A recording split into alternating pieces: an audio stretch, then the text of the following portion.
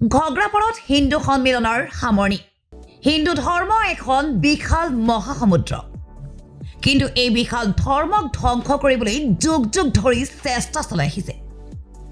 মহান মনীষীসকল জন্মলগ্নৰে পৰা পবিত্ৰ ভাৰত ভূমিত জন্মগ্ৰহণ কৰা প্ৰতিজন হিন্দুৱে বৈদিকভাৱে হিন্দু সংস্কৃতিৰ গৌৰৱময় ইতিহাস গঢ়ি আহিছে। বিভিন্ন জাতি জনগোষ্ঠীৰ মাজেৰে আমি হিন্দু, আমাৰ মহান ধৰ্ম হিন্দু, এনেদৰে কয় বিশিষ্ট হিন্দুত্ববাদী নেতা তথা সাংবাদিক বিশ্বজিৎ নাথে। ৰাষ্ট্ৰীয় স্বয়ংসেৱক সংঘৰ শতবৰ্ষৰ লগত সংগতি ৰাখি ভাৰতবৰ্ষৰ প্ৰায় প্ৰতিটো মণ্ডলতে একোখন হিন্দু সন্মিলন আয়োজন কৰি আহিছে। ইয়াৰ অংশস্বৰূপে নলবাৰী জিলাৰ ঘগ্ৰাপাৰ মণ্ডল হিন্দু সন্মিলন আয়োজক সমিতিৰ উদ্যোগত আৰু ঘগ্ৰাপাৰ মণ্ডলৰ অন্তৰ্গত গাঁওবাসীৰ ৰাইজৰ সহযোগত এখন হিন্দু সন্মিলন অনুষ্ঠিত হয়।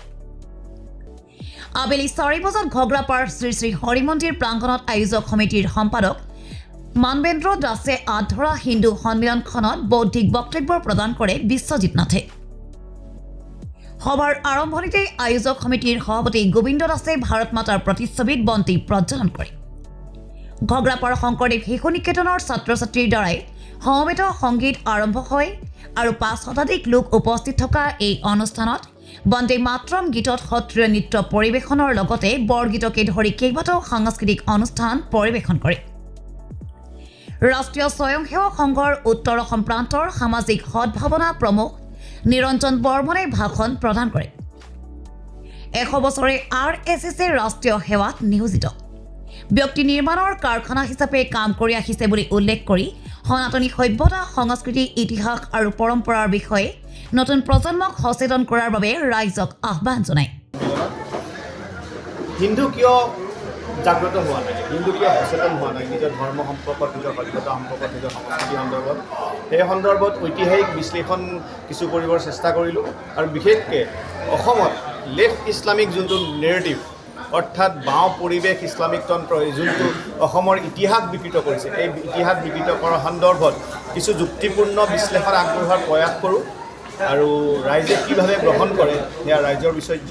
হিন্দুটো আজি শতিকাজুৰি হৈ আছে, হিন্দুৱে নিজৰ অধিকাৰ, নিজৰ সভ্যতা সংস্কৃতিৰ বিষয়ে আজিলৈকে হিন্দু সচেতন নহ'ল, যাৰ বাবে আজি আমি বিভিন্ন হিন্দু সন্মিলনত অংশগ্ৰহণ কৰিছোঁ।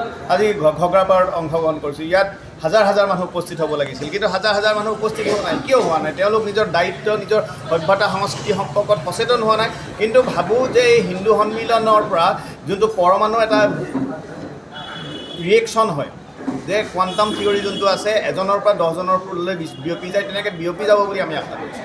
হয়, প্ৰথম কথাটো হ'ল অভিভাৱকসকলৰ অৰ্থাৎ গাৰ্জেনৰ সচেতনতা নাই। মই প্ৰথমতে কৈছোঁ যে আজি কেণ্ডেল নুমাই যোনটো আপোনাৰ বাৰ্থডে উদযাপন কৰা হয়, ই আমাৰ সংস্কৃতি নহয়, কিন্তু কিছুমান সংস্কৃতিও সংমিশ্ৰণৰ মাজত আগবাঢ়ে, অৰ্থাৎ এছিমিলেশ্যন হয় সংস্কৃতি। তেনে ক্ষেত্ৰত বাৰ্থডেৰ কেকটো এটা খোৱা বস্তু হ'ব পাৰে, কিন্তু যোনটো মম নোমোৱাৰ সংস্কৃতি, সেই মম নোমোৱাৰ সংস্কৃতিটো আমি বিৰোধিতা কৰিছোঁ। কাৰণ আমি কওঁ তমসো মা জ্যোতিৰ্গময়, অৰ্থাৎ ফ্ৰম ডাৰ্কনেছ টু লাইট। আমি য'ত পোহৰৰ সাধনা কৰোঁ, আলোকৰ সাধনা কৰোঁ, তেনে ক্ষেত্ৰত এই সভ্যতা সংস্কৃতিৰ হিন্দু মানুহখিনিয়ে কেণ্ডেল নুমাই, অৰ্থাৎ মম নুমাই পেলাই আন্ধাৰ কৰি পেলাই নিজৰ সন্তানৰ বাৰ্থডে উদযাপন কৰাটো, জন্মদিন উদযাপন কৰাটো কিমান প্ৰাসংগিক। শ্ৰী শ্ৰী হৰি মন্দিৰ প্ৰাংগণত ঘগ্ৰাপাৰ মণ্ডলৰ উদ্যোগত যি হিন্দু সন্মিলন হৈ গ'ল, এই অনুষ্ঠানত আমি বক্তা হিচাপে এজন বিশিষ্ট ব্যক্তিক নিমন্ত্ৰণ জনাইছিলোঁ। আমাৰ মাজত উপস্থিত আছে ইতিমধ্যে আপোনালোকে দেখিছে আমাৰ শ্ৰদ্ধাৰ বিশ্বজিৎ নাথ ডাঙৰীয়া। সুন্দৰ হিন্দুৰ সংস্কৃতি সভ্যতাৰ ওপৰত সুন্দৰ বিশ্লেষণ দাঙি ধৰিছে, খুব সুন্দৰভাৱে বিশ্লেষণ কৰিছে। আৰু আমাৰ মাজত অন্য এজন বক্তা উপস্থিত আছিল, শ্ৰদ্ধা নিৰঞ্জন বৰ্মন ডাঙৰীয়া। তেখেতেও পঞ্চ পৰিৱৰ্তন, তাৰোপৰি ইতিহাস, তাৰে ইতিহাস সংঘগত বৰ্ষৰ সুন্দৰ বক্তব্য দাঙি ধৰিছে। আমি আশা ৰাখিছোঁ অনাগত দিনত এনেকুৱা ধৰণৰ বক্তব্যই আমাৰ সমাজখনক অধিক একত্ৰিত কৰাত সহায় কৰিব আৰু আমাৰ সমাজখনক, আমাৰ হিন্দু সমাজখনক বিশেষকৈ আগবঢ়াই নিয়াত এনেকুৱা ধৰণৰ সভাই যথেষ্ট অৰিহণা। সংঘ শতবৰ্ষ উপলক্ষে ভাৰতবৰ্ষৰ প্ৰতিটো প্ৰান্ততে আমাৰ হিন্দু সন্মিলন অনুষ্ঠিত হৈছে।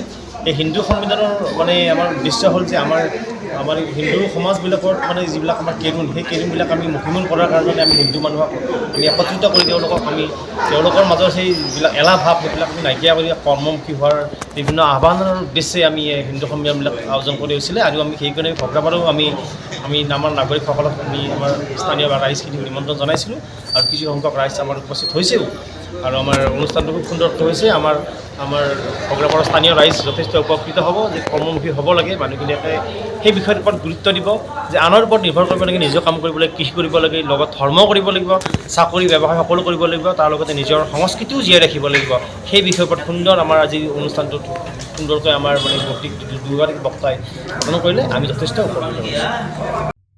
News desk report 24 Nalbari.